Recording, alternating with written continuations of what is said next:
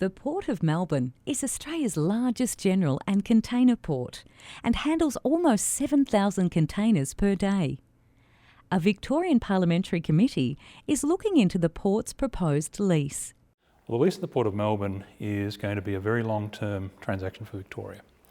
It's potentially a lease of up to 70 years, and to put that into context, 70 years takes us back to the Second World War. That's the significance of this decision. So the Parliament has decided that given the long-term period, given the significant issues that are involved, it's appropriate for a select committee to consider those issues and report back to Parliament before the legislation is considered by the Upper House. The committee will look into a range of issues, including how long the lease should be. Well, the committee will look at the length of the lease, being one. It will look at the issues of the transport logistics needs for Melbourne and Victoria for decades to come.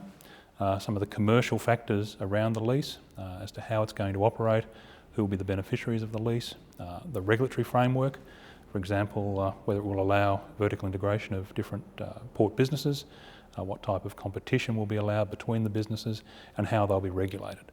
The inquiry is an opportunity for all interested parties to have input into the proposed lease of this important state asset. So we're looking for very broad input, input from direct users of the port. Obviously we'll be talking to the port itself and to the government, but we'll also be talking to the operators at the port, the stevedores, the shipping companies, but our interest is also broader than that.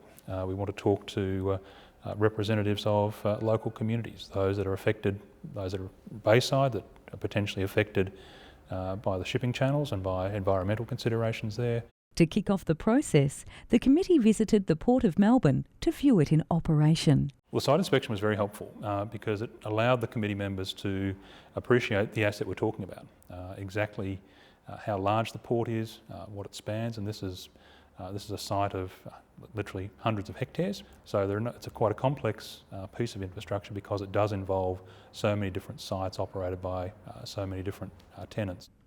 The committee will report in late November. The government has introduced legislation for the sale of the port.